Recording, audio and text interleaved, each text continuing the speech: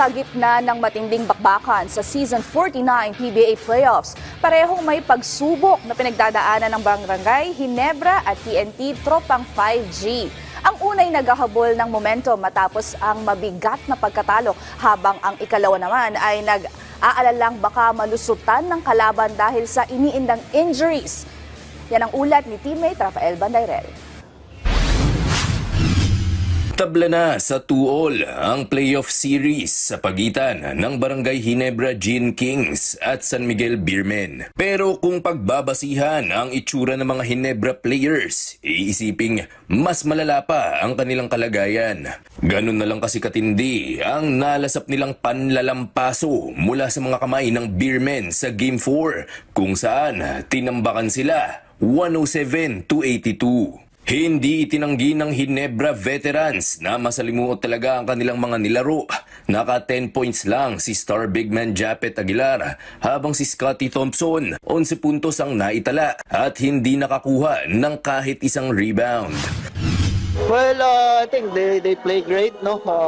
Junmar is looked like healthy, and it's about sa amin, yung defense namin maluwag. So, let's see. Basically, sinabi ni Coach Jim, we have to move on. I mean, 20-point loss or 1-point loss is basically a tight series. So, ayun, we gotta get better and yun, improve in the next games.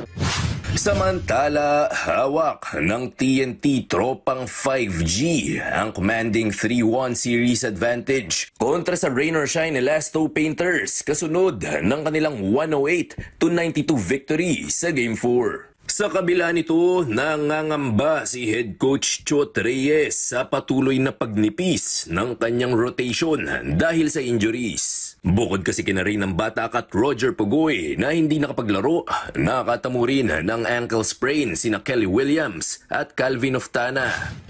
I'm only concerned if we have enough men because we're just falling like flies. We lost Kelly today, Calvin as well. But just as it's been since day one, not only this conference but the entire season, it's just whoever we have, next man up. Hindi pa mapangako ni Pugoy kung makapaglalaro siya sa Game 5, bagamat umaasa itong sapat na ang ilang araw ng pagpapahinga upang maghilom ang kanyang hamstring. Day-to-day ako ngayon Day-to-day ako ngayon. So nagsistrengthening lang ako sa hamstring ko. Sabi naman ni Oftana, talagang pipilitin niyang makapaglaro sa potential closeout Game 5. Lalaro talaga ako. Kailangan ko maglaro pero pag hindi naman ako kailangan sa mga games na sana sa Friday, if ever din naman ako kailangan at okay naman yung takbo hindi ako maglalaro. Pero for sure, magigirap ako. Idaraos ang Game 5 ng dalawang serye ngayong araw na magsisimula mamayang alas 5 ng hapon sa Araneta Coliseum. Rafael Bandairel para sa Atletang Pilipino, para sa Bagong Pilipinas.